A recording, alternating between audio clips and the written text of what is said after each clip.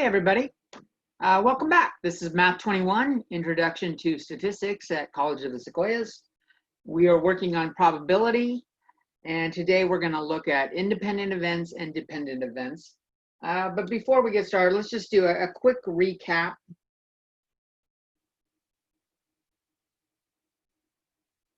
Of chapter 5 so far.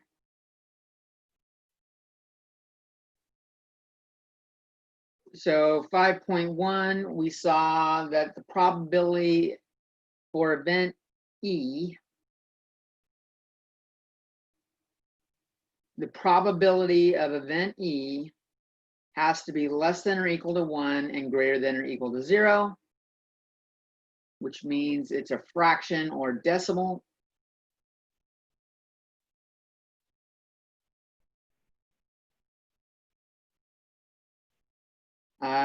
And no negative numbers or no negative values. We know that the sum of all probabilities in a sample space has to equal 1.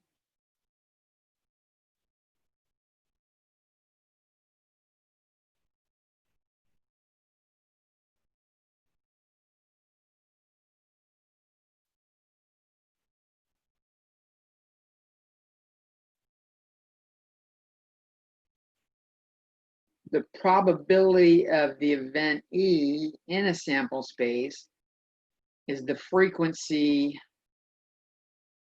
of event E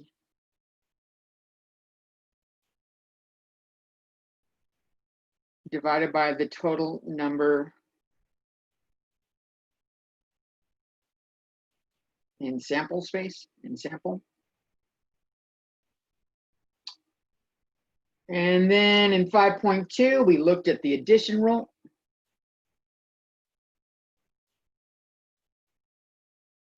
And complements.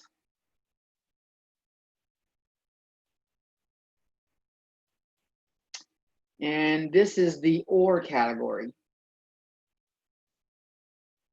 So we had the probability of event E or event F happening equals the probability of E plus the probability of F minus the probability of E and F.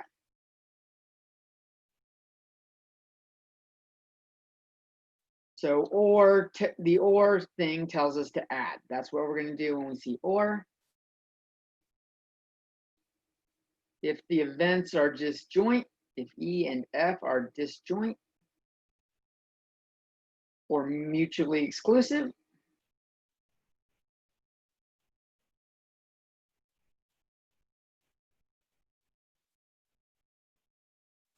we have probability of E and F equals 0. And that makes the addition formula a little bit easier. And finally, we had complements. The probability of event E and the added to its complement equals 1. Or we could look at the probability of the complement of an event equals 1 minus the probability of the event. This is the same thing, just rewritten.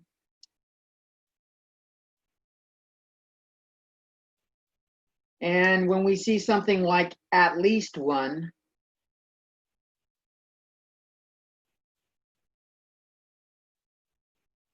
we're going to do 1 minus the probability of 0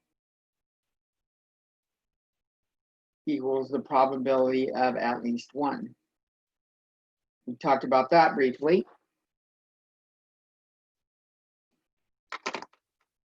Pause it real quick if you need to.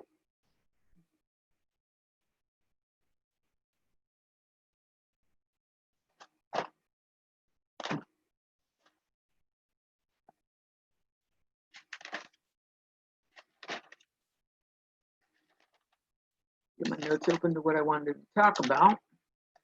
All right, so today's topics are independent events and dependent events.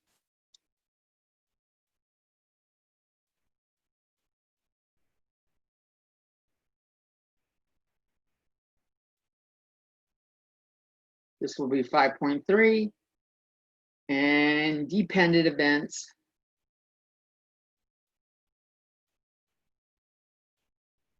is 5.4. It's also called conditional probability.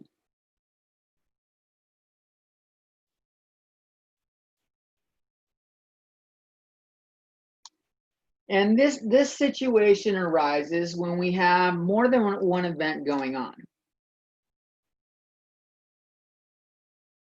When more than one event, or when more than one event is going on, does one event impact the other?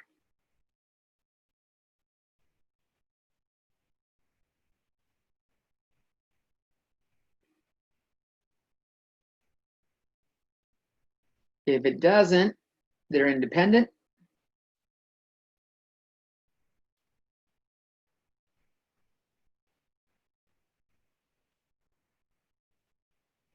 They're independent events, which means event E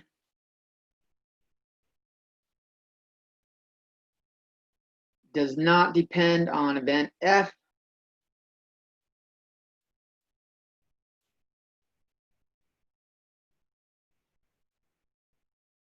or vice versa.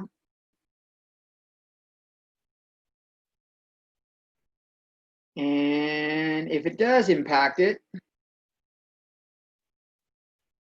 if event E affects event F,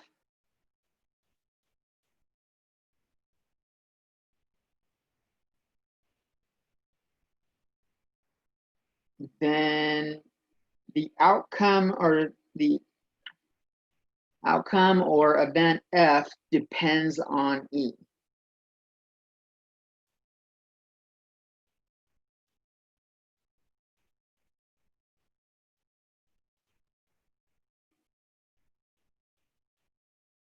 That makes this a dependent event.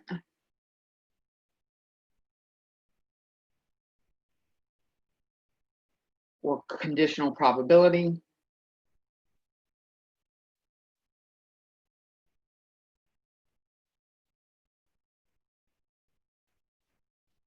And the reason why they call it conditional probability is the probability of event E has basically a pre-existing condition.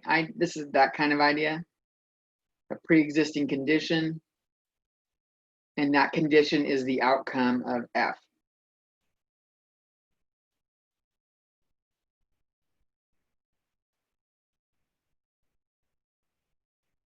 Let me give examples of both, and then we'll dive into the work. All right.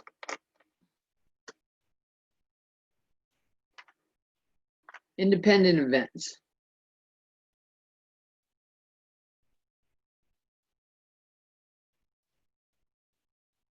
I roll 2 dice.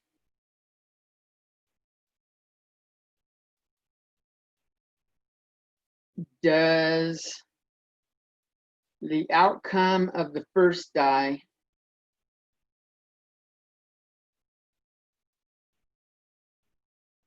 affect the outcome of the second?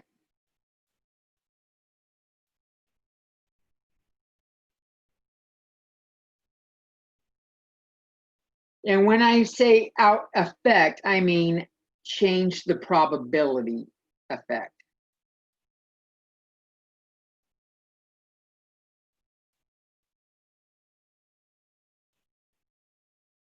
Yeah, the 2 dice probably hit each other as they're rolling.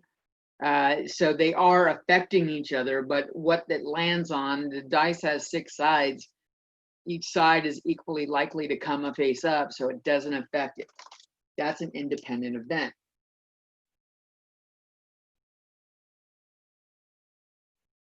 Okay. The other version, dependent event,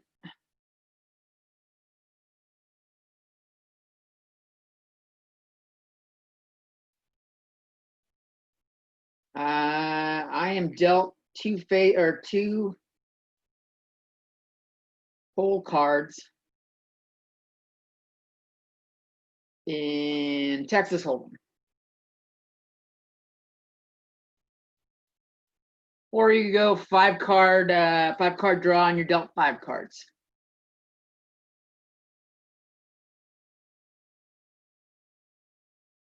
The probability of getting an ace on the second card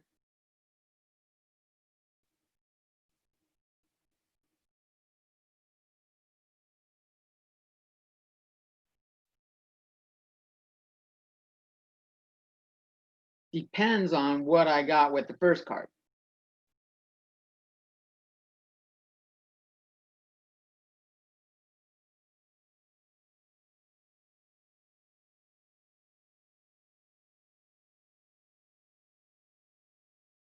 And how? If I got an ace, if card 1 is an ace, the probability of card 2 being an ace, there's only 3 aces left and there's 51 cards left in the deck. If card 2 is not an ace, or card 1 is not an ace, then the probability of card 2 equaling an ace, well, there are 4 aces in the deck. None of them have been drawn, but there's only 51 cards left because I've already got one. So they're different. So the probability, the outcome of event 2, or the second card,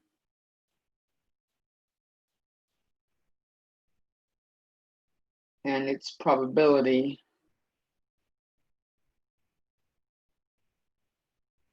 is based on the condition of what I got for the first card.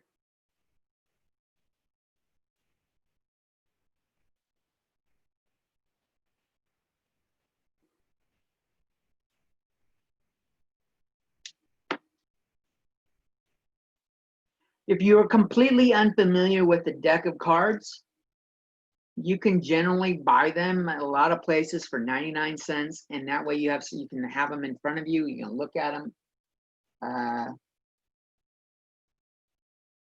Good cards that they use in like casinos and stuff tend to be more expensive, but you can get a cheap deck of cards. Or you can look at an image online like I showed you in the first video for chapter 5. All right, so let's look at the math for independent events. So 5.3 independent events.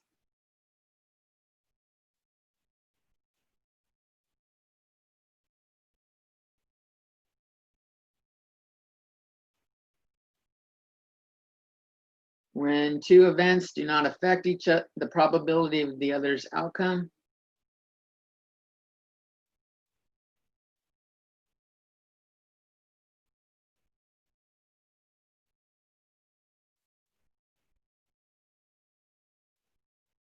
Of its counter event, the other event.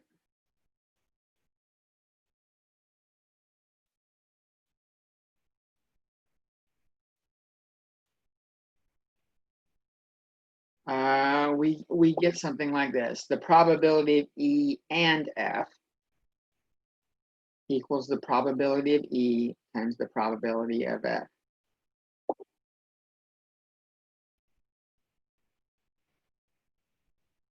So let's use our example of dice.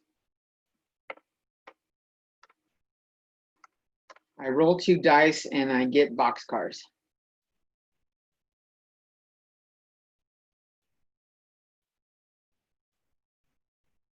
Boxcars are 2 6s. It's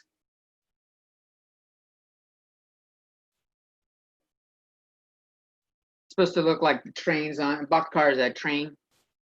Looks like the wheels on the train underneath. Equivalently, we could look at snake eyes. Snake eyes is 2 ones. I don't know why they use snake. Any pair of eyes would only have one, but they choose snake eyes. So let's take a look at what's happening here. Let's go with the boxcars. They're the same either way. The outcome is, but what we're getting there is different. So here, E is the first die lands as a 6. And F is the second die lands as a 6.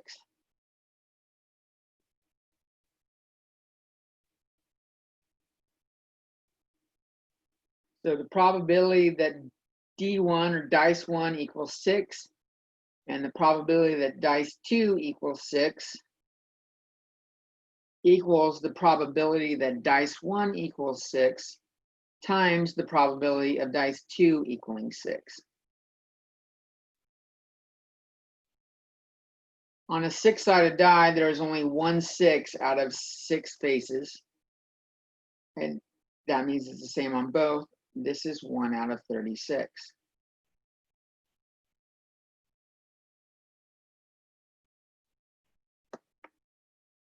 You will get the same probability for snake eyes.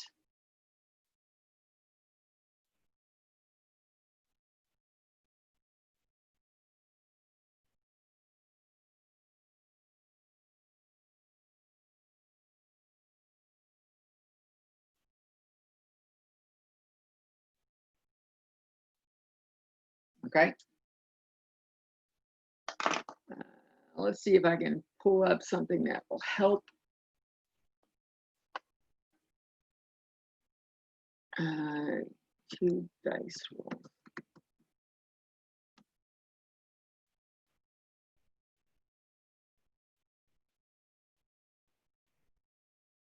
I'm going to show it to you, confirm it to you that this is the case.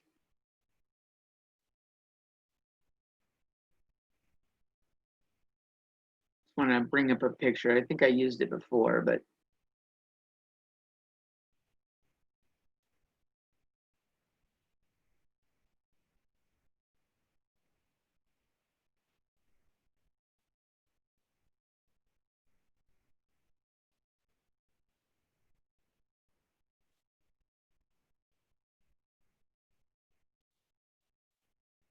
it's loading. Patience.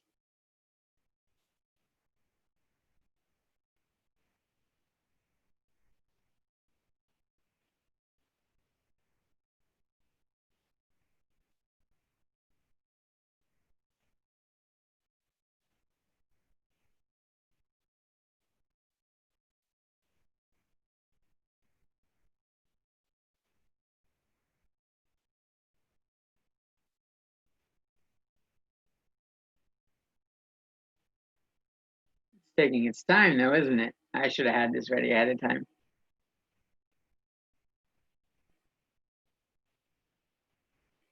Just trying to get the, there we go. If I roll 2 dice, this is all the possible combinations. The one in the upper left is snake eyes, 2 ones. The one in the lower right is boxcars, 2 6s. And if you count the number of pairs, I've got 1, 2, 3, 4, 5, 6 columns. And each column has 1, 2, 3, 4, 5, 6 rows. So in each column, I have 6 pairs. There are 6 columns. 6 times 6 is 36. There are 36 possible outcomes when you roll 2 dice.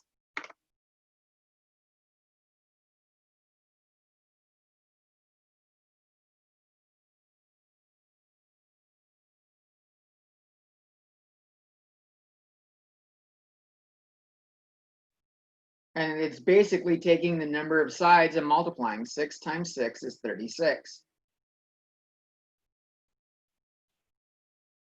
That is our total sample space.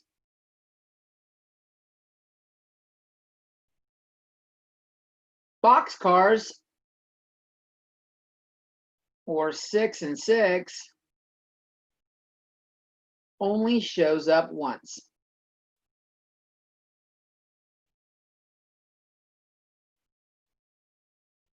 So one outcome out of 36 in the sample space. It works from the picture too.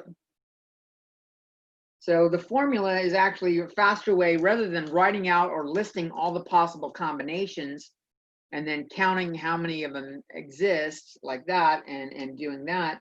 It's easier just to multiply the individual probabilities. Okay.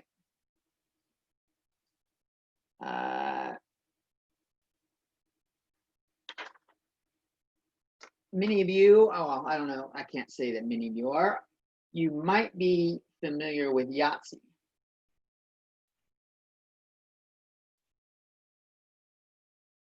Let's say we want a Yahtzee.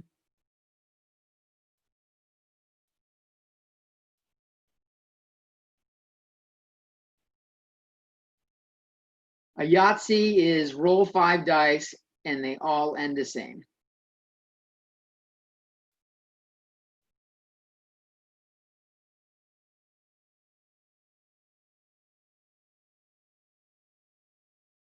Which means either all 1s, 2s, 3s, 4s, 5s, or 6s.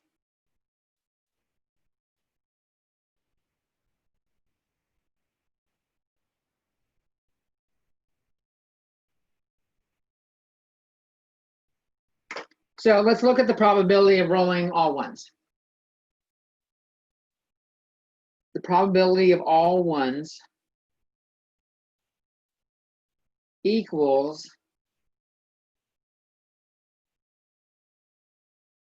the probability that die 1 equals 1 and die 2 equals 1 and die 3 equals 1 and die 4 equals 1 and die 5 equals 1.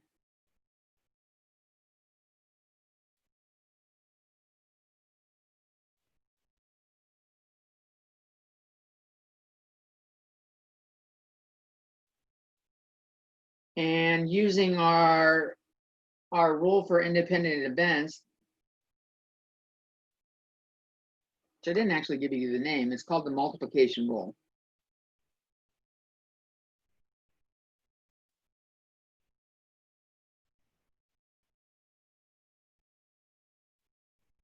For independent events. So we've got 5 dice. No matter how I toss them, each die does not affect the probability of the next, how it lands.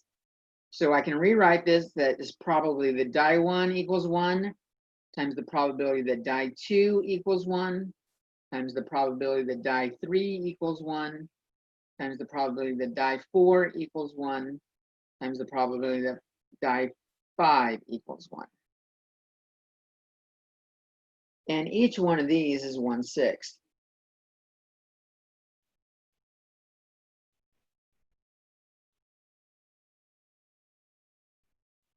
Which is 1/6 to the 5th power. It's a big number. Well, the denominator is a big number. This is actually a relatively small number. So that's the probability of all 1s.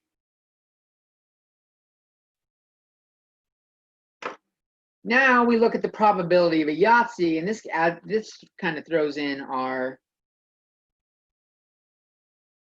addition rule as well.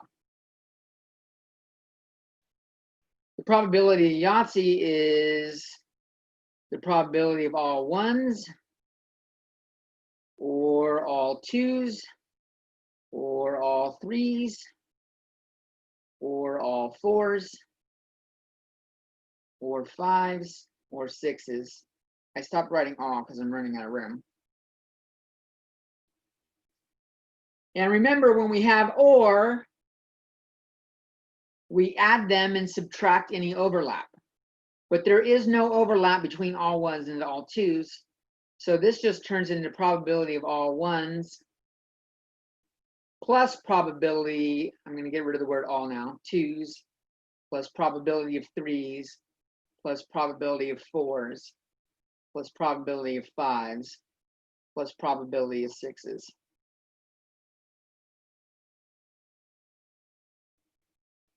And each one of these, it doesn't matter if I do all ones, all twos, all threes, all fours, all fives, each one of these has 1/6 to the fifth.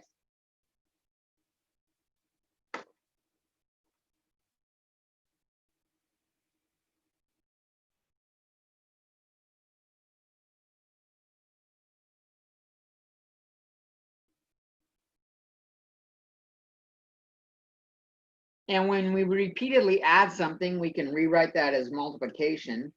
There are 6 of these. This equals 6 times 1/6 to the fifth.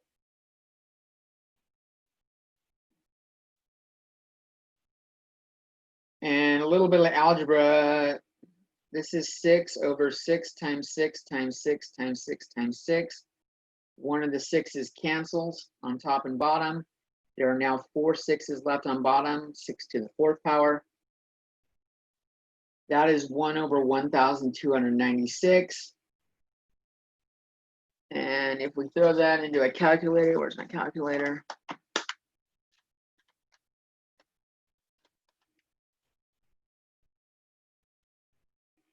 One divided by 1296. It says to the -4 scientific notation, 0.00007716049383 and some more, or approximately 0.000077. Okay? That is the probability of rolling a Yahtzee in one toss.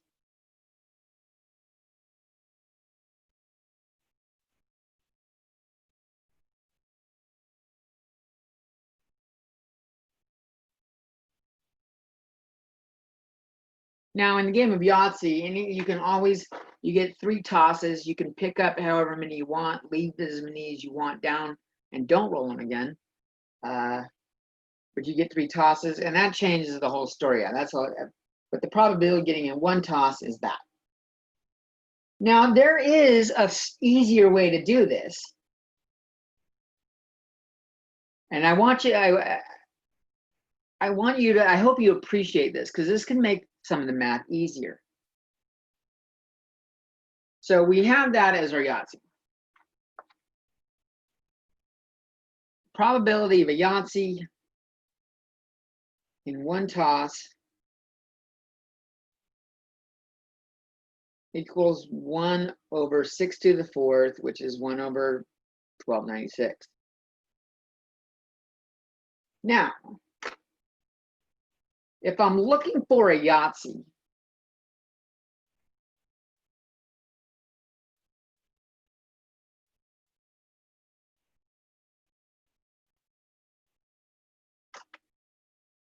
does the outcome of the first die matter?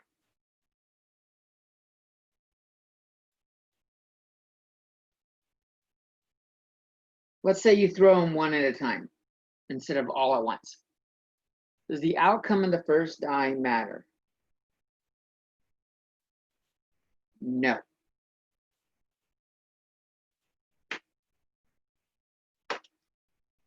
All that matters is that the rest of the die match the first one.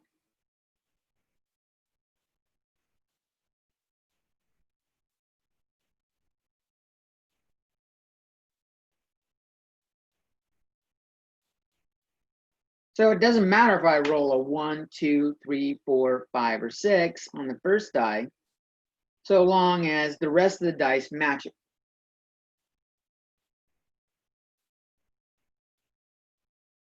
So I can really write this as the probability of a Yahtzee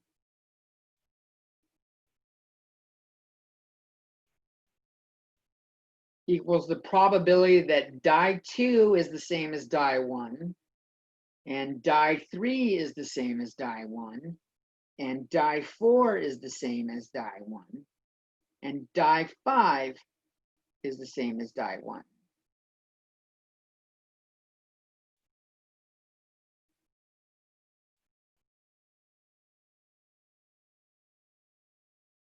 these are independent. What the outcome of die 2 and die 3, they're independent of each other. So this is the probability of die 2 matching the first die times the probability that die 3 matches the first die times the probability that die 4 matches the first die times the probability that die 5 matches the first die. And again, I'm using D with a subscript, the number, to say which die number it is. And each one of these is 1/6. If I rolled a 1 on the first die, the second die only had, there's only one outcome that has a 1 out of 6. Each of these is 1/6.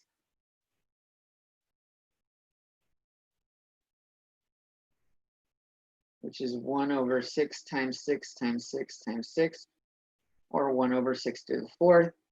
And that's what we had up here.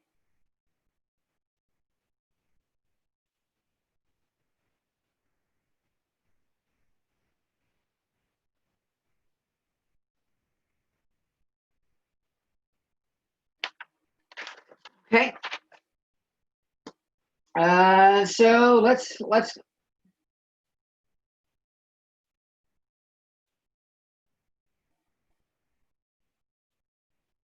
I need to pause it because his phone's ringing.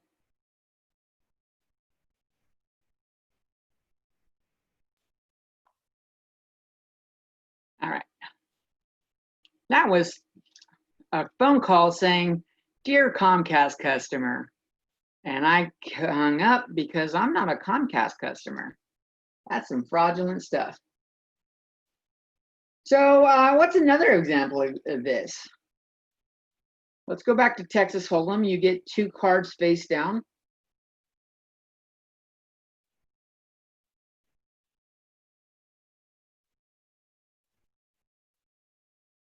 Face down.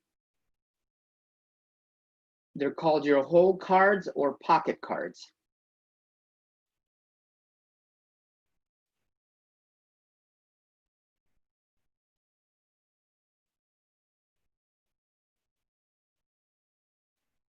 What is the probability of getting a pocket pair?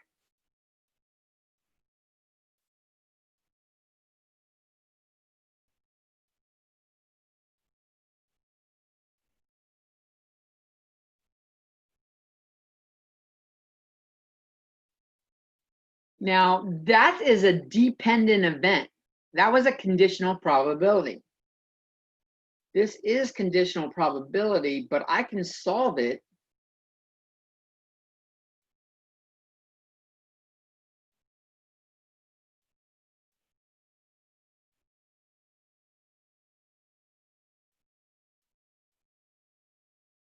using some reasoning. Before I even touch it. And it's the same principle as the Yahtzee thing. The first card doesn't matter.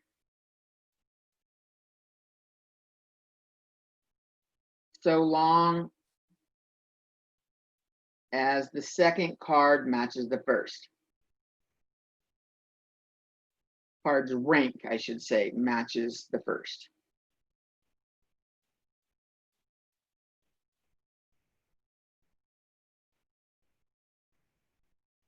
So the probability of a pair,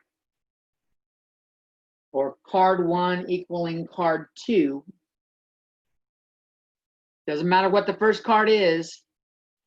If I've drawn it and I want to get another card that matches it, there's only 3 cards left that match it out of 51 cards left in the deck. And that simplifies to 1/17. Okay.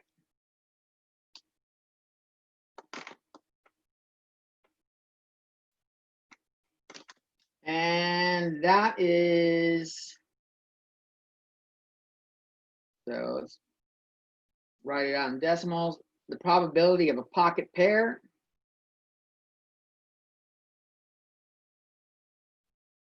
(1 divided by 17) is approximately 0.0588, which means this is not an unusual event.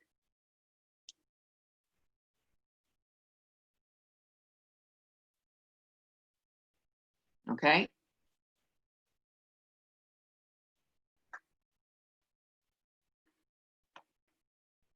Unusual events occur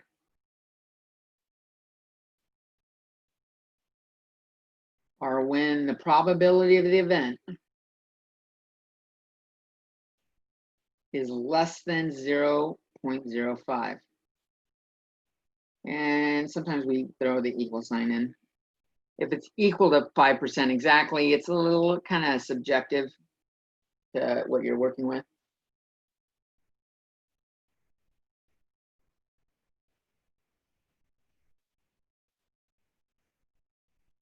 So let's do another example.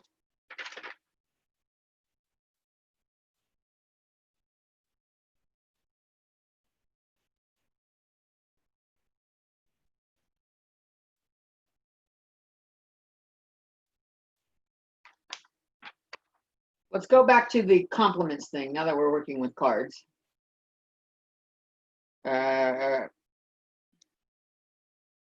Compliments again. We're not going to do multiplication, but I gave you that at least one thing.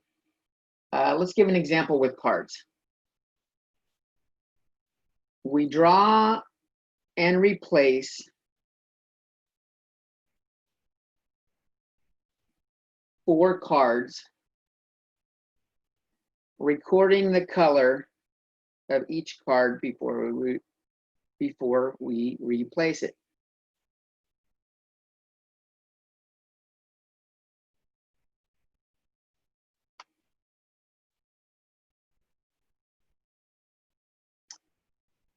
What's the probability that at least one red card is drawn?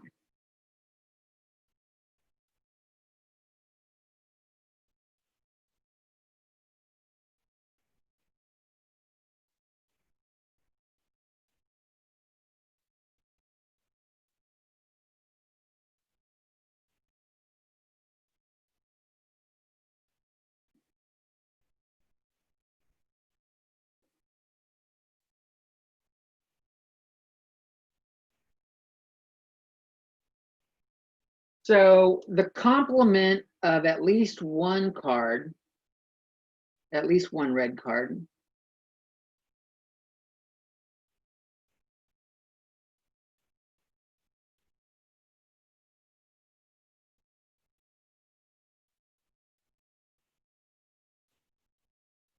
is no red cards.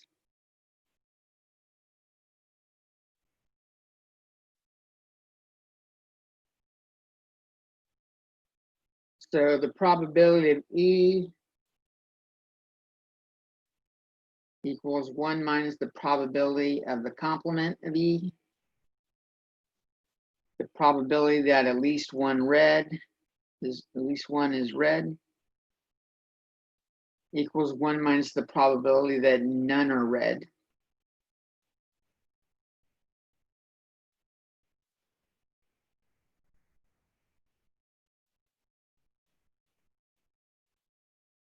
And how does that, well, none are red means they're all black, which means 1 minus the probability that card 1 is black plus and card 2 is black.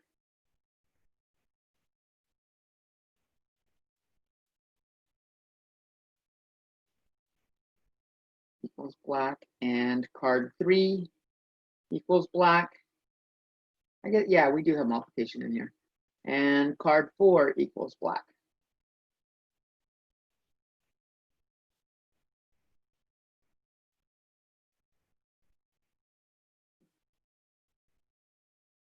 Well, these drawing a card and replacing it back in the deck makes those events independent. If I put the card back in the deck, there's 52 cards every time I draw a card. Exactly half of them are black. So we've got 1 minus the probability that card 1 equals black times the probability that card 2 equals black times the probability that card 3 equals black times the probability that card 4 equals black. And half the deck is black, so this is 1 minus 1/2 times 1/2 times 1/2 times 1/2. Each one of these cards equaling black is 1/2. We multiply all those fractions together, that is 1/16. And as a reminder, to get a common denominator, I'm going to multiply the 1 times 16/16. That's the same thing as 1, and I can subtract the 1/16. 16 minus 1 on top, we don't do anything with the bottom, is 15/16. The probability of at least one red card out of 4 cards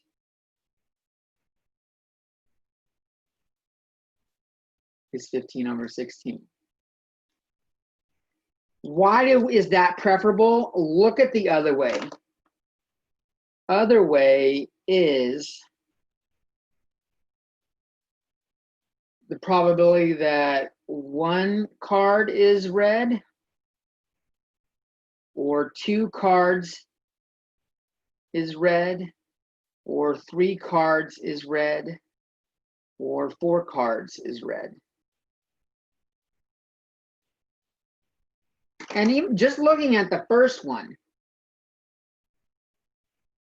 there's 4 outcomes in this category. I could do red, black, black, black. I could have black, red, black, black. I could have black, black, red, black. Or the first 3 cards are black and then a red. That's the shorter one to do. Having 2 reds, I could have red, red, black, black, or red, black, red, black, or red, black, black, red, or black, red, red, black, or black, red, black, red, or let's see.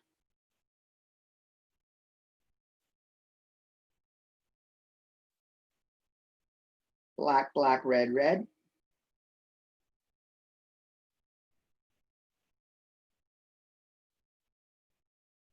I think that's it. And then you have to do all the probabilities. That way, this one ends up being the easiest. Okay? Doing 1 minus is easier. Easiest approach.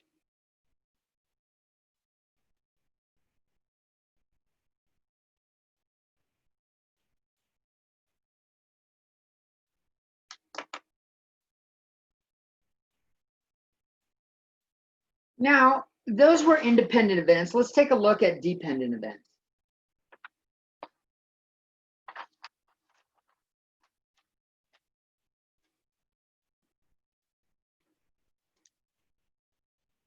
So 5.4 is dependent events or conditional probability.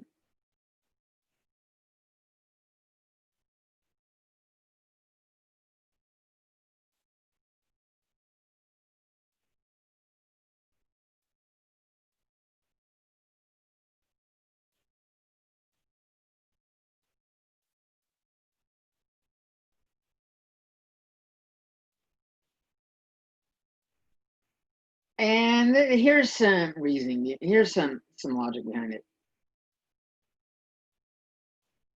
What is the probability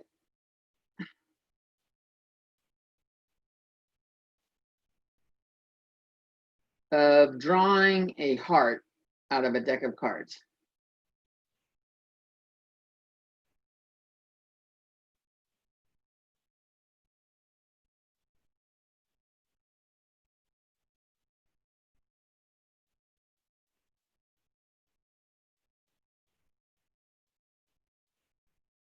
The probability of drawing a heart with just 1 card, there's 13 hearts out of 52 cards.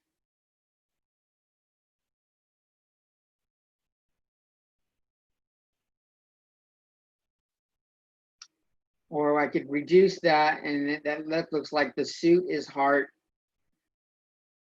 out of 4 suits. 1 suit is heart out of 4 suits is 1/4. okay? Because as a reminder, the 4 suits: hearts, clubs, spades, and diamonds.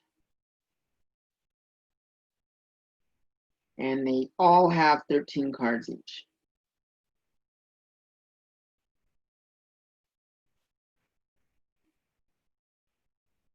Now, that's the probability of drawing a heart. What if I said, what if you knew the card was red?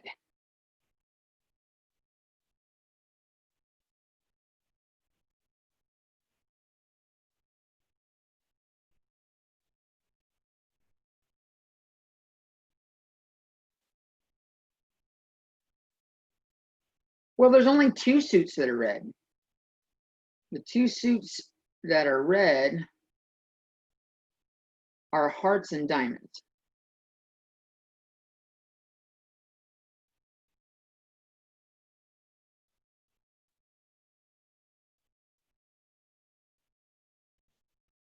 So the probability of a heart, given it that the card is red,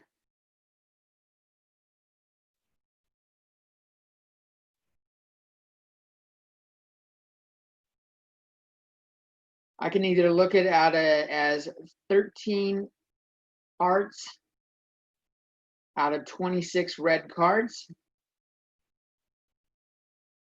or 1 suit is hearts out of 2 suit.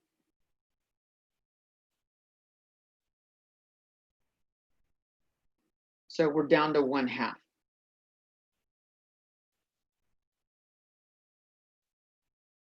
So this is called a dependent or conditional dependent event or conditional probability.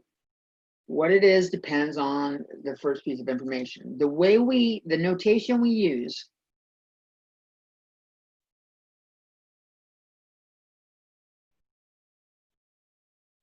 and I'll say it in words first. The probability of event F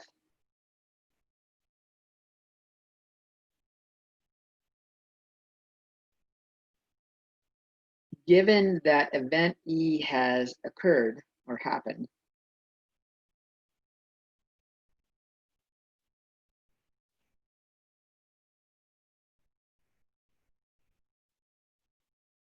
We write it like this. We say probability F, and then a vertical line, a big line, so it doesn't look like an I, a big line. F bar E. And we read that F given E, probability of F given E.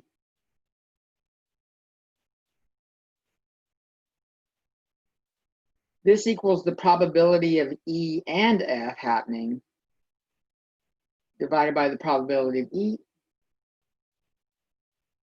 Or we could do N of E and F over N of E. And the difference here is P, in this first set, we're looking at probabilities.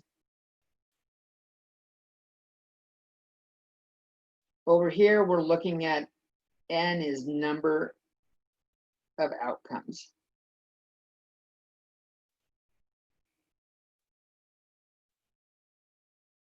And this is useful when we don't have the probabilities.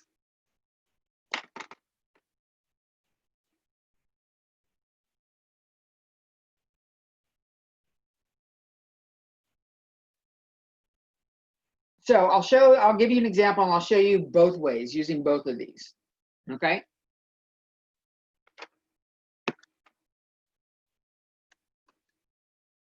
So this was in our book example. A survey was conducted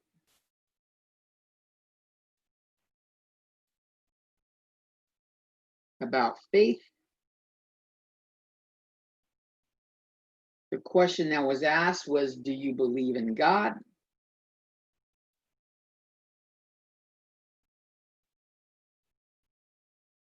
The universal spirit / higher power, or are you an atheist?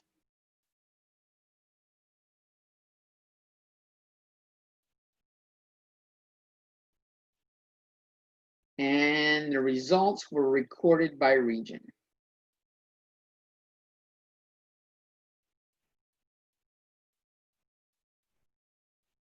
So let me give you the table that we have. We've got region. They looked at East, Midwest, the South, and the West. And there was 3 questions. Rather than recording all the results individually, we have summary data, God, universal spirit, or atheist.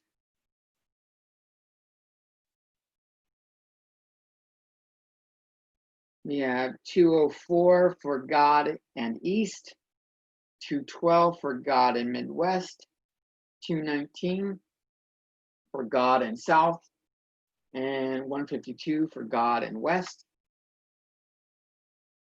We go down the spirit column. Spirit for East, we have 36. Midwest, we have 29. South, we have 26. And West is 76. And the atheist by region, East had 15. Midwest had 13. South had 9. And West had 26.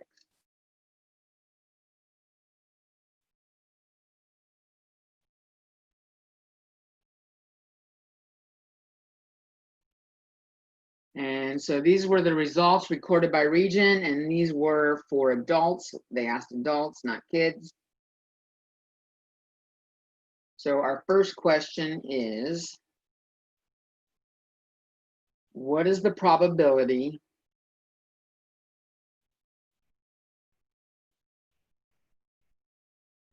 that a randomly selected adult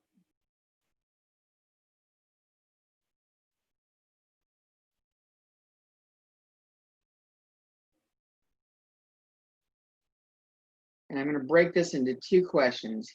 A, that a randomly selected adult who lives in the East believes in God.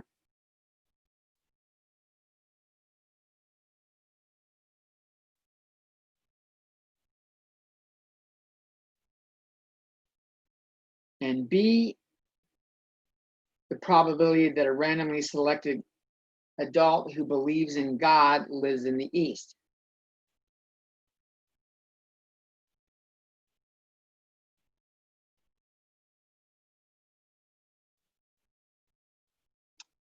I'll pause that, let you write it down.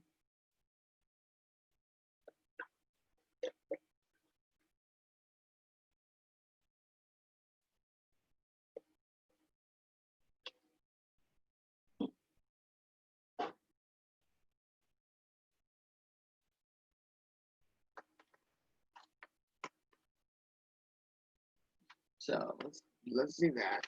And I'll rewrite the question on this page. So A, who lives in the East believes in God.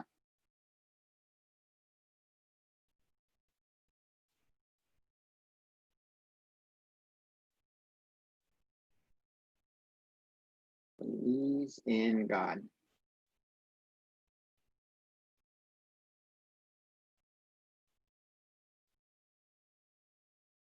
So what is the probability that a randomly selected adult who lives in the East, they're telling us what region, we know what region the adult lives in.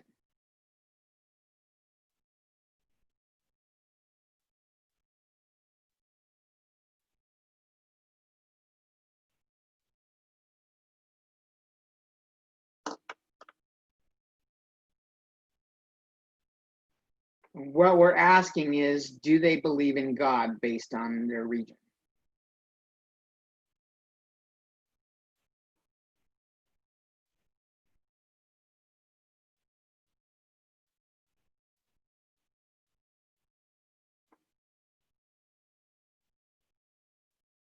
So the region is the given piece of information. We know where they live. That's our given piece of information.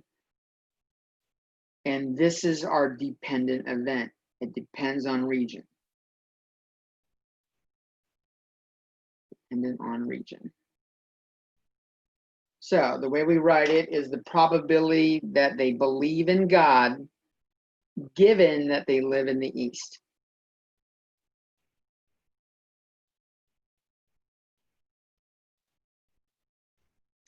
Now, well, how many people live in the East?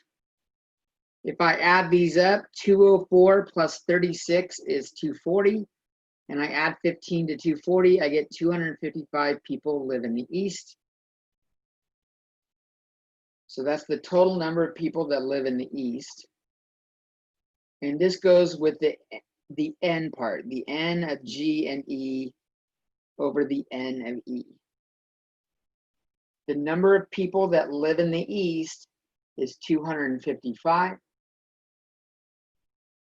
The number of people that believe in God and live in the East is right there. It's that 204. 204. So that was the approach just based on numbers.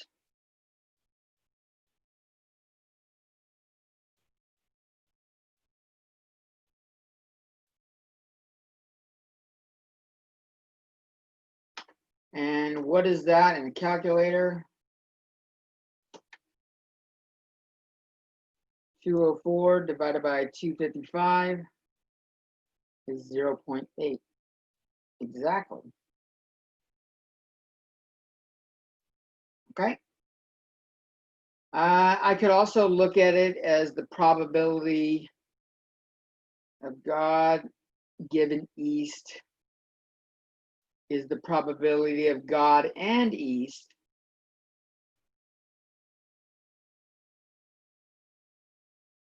over the probability of East.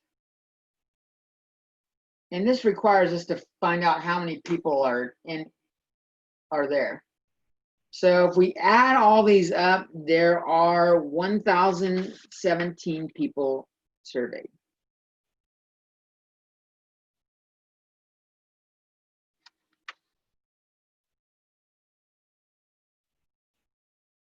And how do we get that? We just add them up. 204 plus 212 plus 219 plus 152 plus 36 plus 29 plus 26 plus 76 plus 15 plus 13, 13 plus 9 plus 26. I screwed up somewhere. Let me do it again.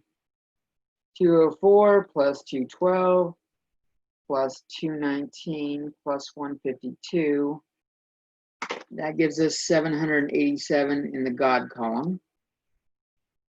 36 plus 29 plus 26 plus 76 is 167 in the Spirit column.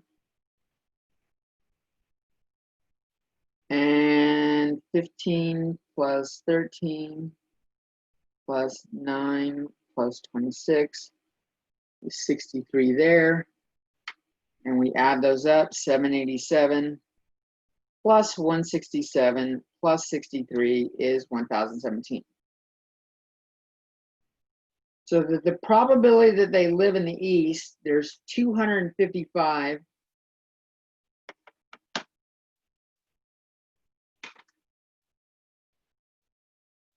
The probability of East, there are 255 people that live in the East out of 1,017.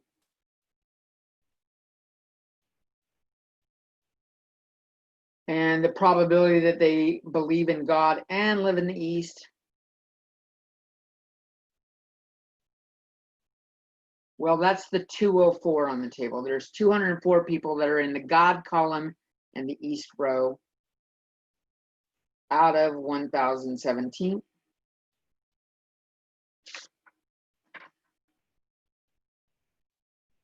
So if I put these in, I've got a big fraction bar for the line in the middle. On top is 204 divided by 1,017. On bottom is 255 divided by 1,017. If you forget how fractions work, when we divide fractions, instead of dividing by a fraction, we can multiply by the reciprocal. This is the same thing as 204 divided by 1017. Multiplied, we're going to flip over the bottom and multiply rather than divide. So I got 1017 on top, 255 on bottom. The 1017s cancel, and I get 204 over 255.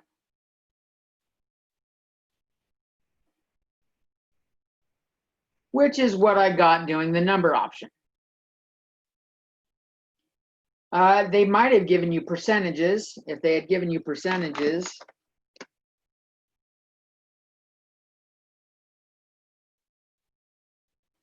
this one right here is 0. Or not percentages, probabilities, 0.2507. And this one right here is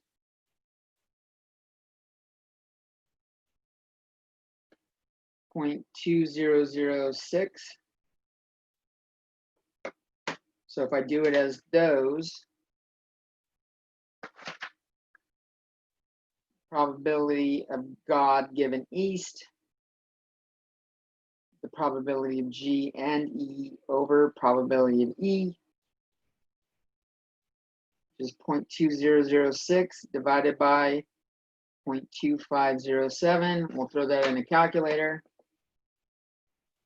Now I rounded, so it might be a slight bit off, but I suspect it won't. Or it'll be really close. 0.2006 divided by 0.2507.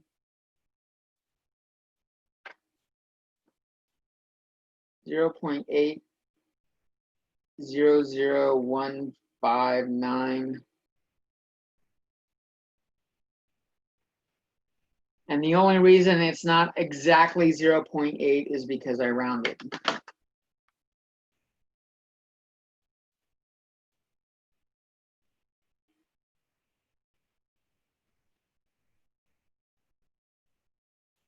To rounding. Okay.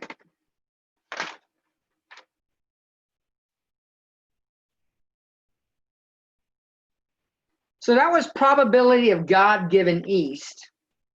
Pause it if you need it up a little bit longer. Let's look at the other way around. The second question was,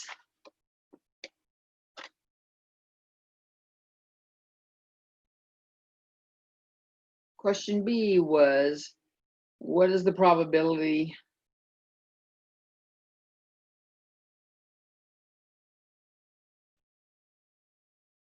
that an adult who believes in God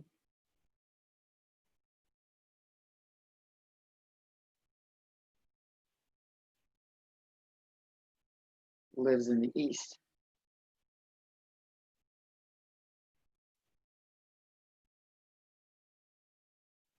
Now, the given information is their faith. We are given their faith.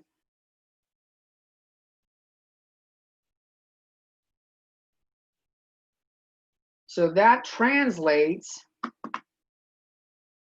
and what we're looking for is, do they live in East?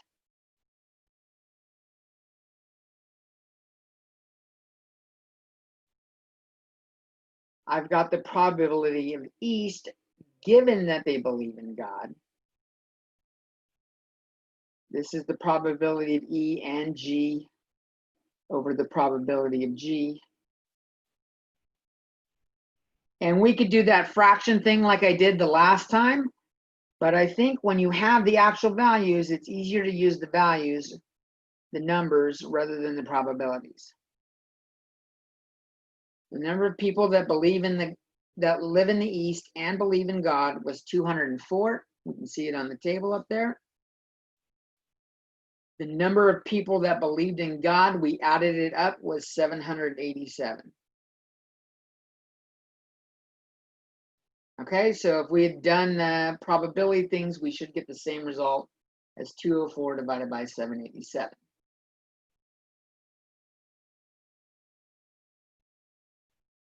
Let me give you another problem. Sometimes you don't have the numbers, or sometimes you just have probabilities.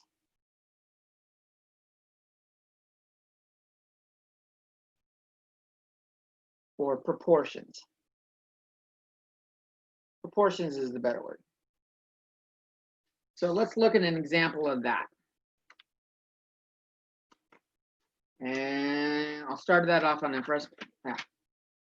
Hit pause if you need that up longer. All right, fresh page. In 2005, 19.1% of all murder victims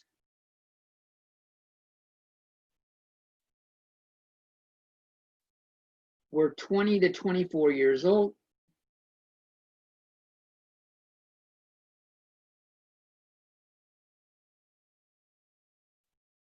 Also in 2005,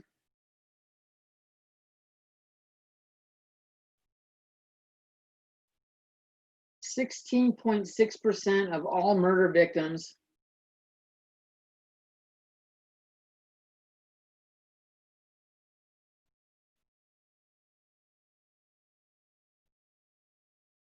were 20 to 24-year-old males.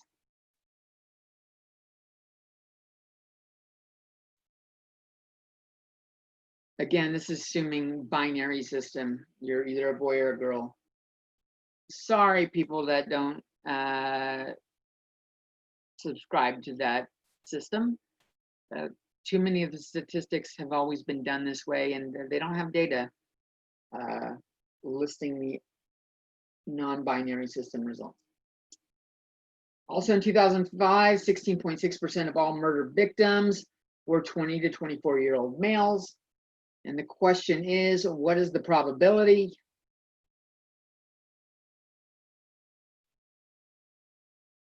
that a randomly selected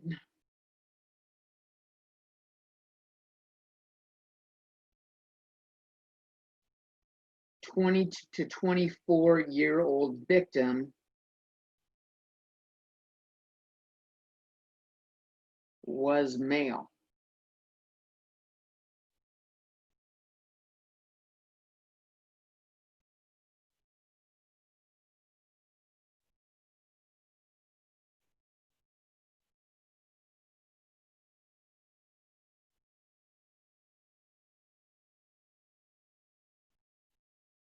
So what's going on here? In all cases, we're talking about murder victims. All scenarios are murder victims.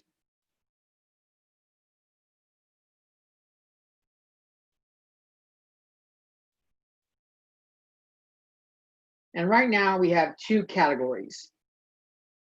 The murder victim was 20 to 24 years old, and murder victim was male. Those are the things that we're looking at. And they're asking, what is the probability that a randomly selected 20 to 24-year-old victim, that's our given information,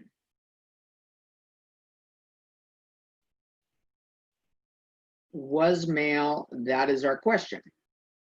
So this is the probability that they are male, given that they're 20 to 24-year-old. And this is male murder victims, 20 to 24-year-old murder victims. So this is the probability that they are male and 20 to 24 years old, divided by the probability that they're 20 to 24 years old.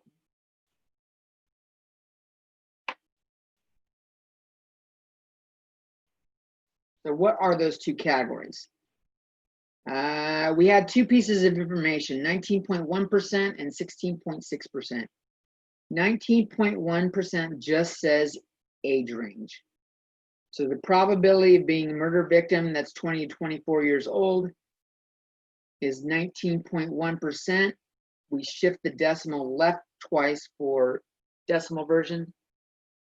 0.191. And it says that that it's 16.6% that they're 20 to 24-year-old males, which means they're both 20 to 24 years old and they're a male. So this is both male and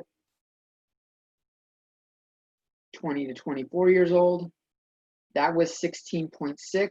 As a decimal is 0.166.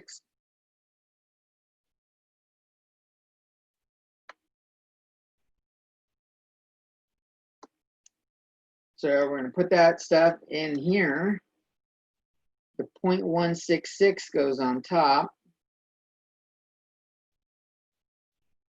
The 0.191 goes on bottom.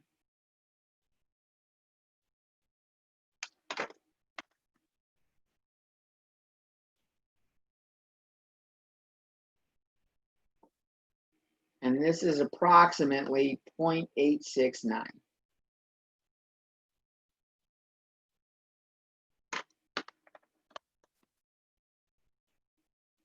So the probability of being male, given that you are a 20 to 24-year-old murder victim, is approximately 0.869.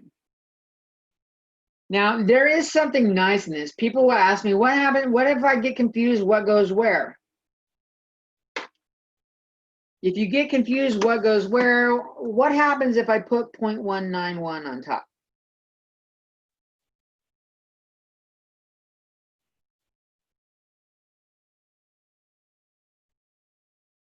What if I say 0.191 over 0.166?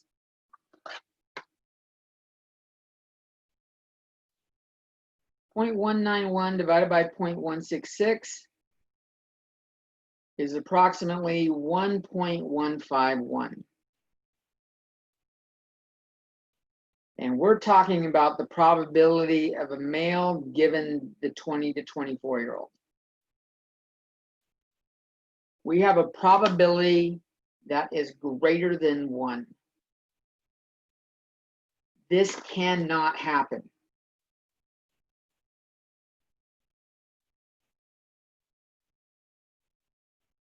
Probability has to be less than 1, so the bigger number has to be on bottom.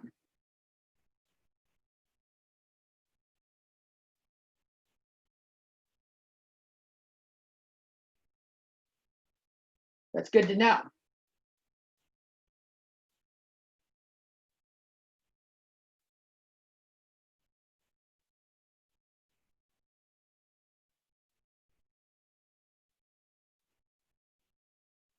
So let's look at some examples, and I'm going to go back to cards. I like Texas Hold'em. Good, and I like poker in general.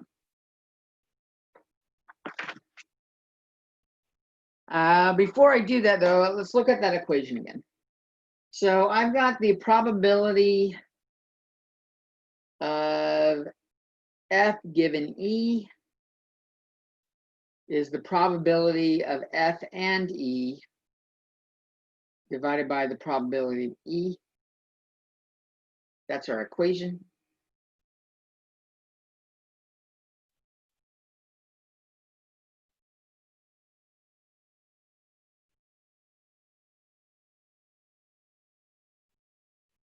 Now I'm going to multiply both sides by the probability of E. It can't be 0 because it's in the denominator, so I can multiply it and it doesn't change the values. So I'll do that here. I'm going to multiply by the probability of E.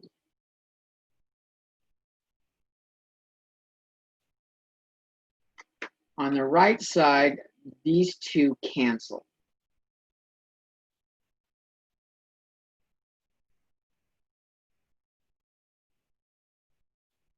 And what I get, if I'm going to put the probability of F and E, I'm going to put that on the left. It's easier to read that way. Equals the probability of F given E times the probability of E. This is another way to have that formula. That's one way, and that's one way. Okay?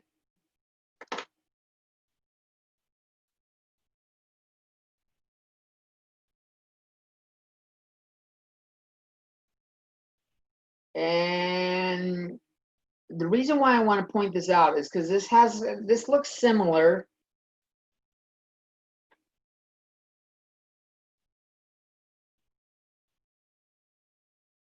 to our independent events, right?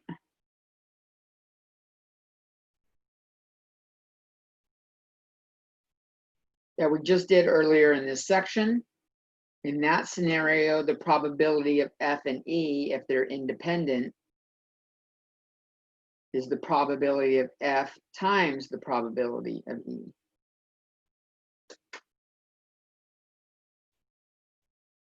Note that matches that, that matches that. The only way these two can be equal, if F and E are independent events,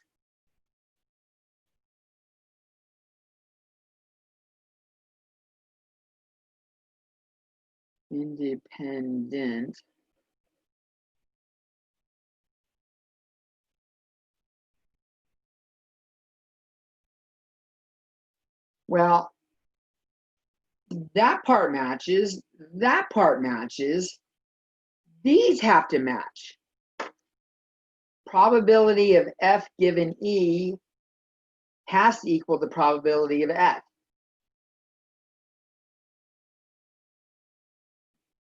And we could write that the other way around. The probability of E given F has to equal the probability of E for independent events.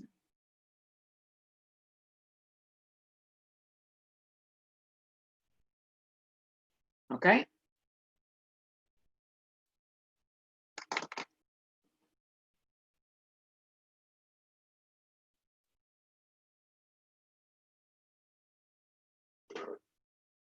All right. So let's look at some examples where this applies. Pocket aces. Texas Hold'em, pocket aces, or pocket rockets.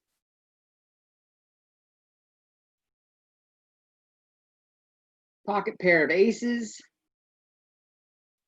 also called pocket aces, and also called pocket rockets, because it rhymes, and the A looks like a rocket. Capital A looks like a rocket, or the head of a rocket.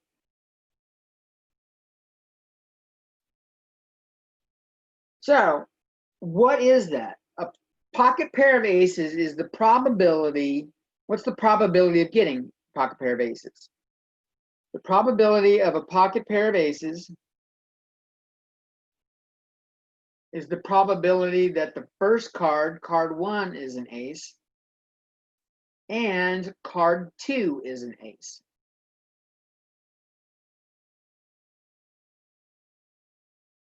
And using that formula we just had, that one right there,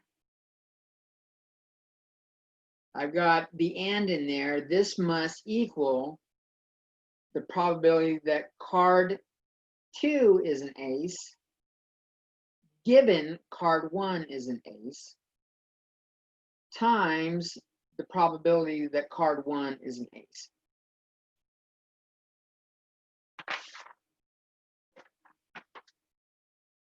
Okay? So the probability, this is easier to look at doing the cards in order.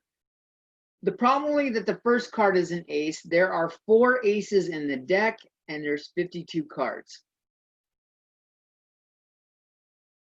And then the probability that the second card is an ace, given that the first card is an ace, well, this means there's 1 less card in the deck. I've drawn an ace already out. There's only 3 aces left.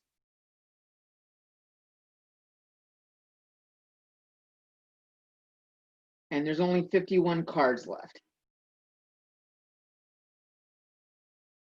And we started off with 4 aces and 52 cards.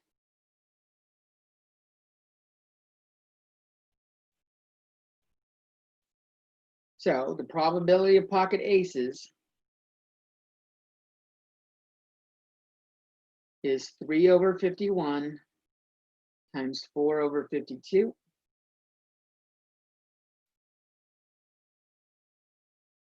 And this is 0.00452.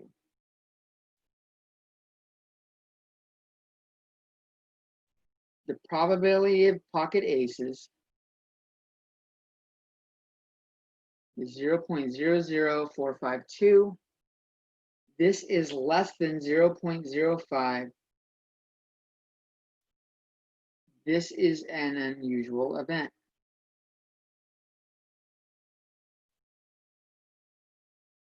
We are going to be looking at unusual events a lot as we proceed in this semester. And so I'm just going to start bringing them up frequently now. Unusual events happen 5% or less of the time, which is 0.05 or less. Okay?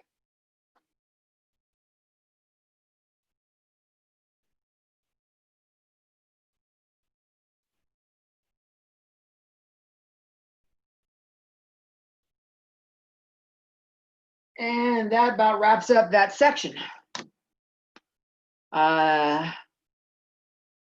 That'll finish up 5.3 and 5.4. We've got one section less left in chapter 5. Last section I will do in another video, but the last section is on counting techniques.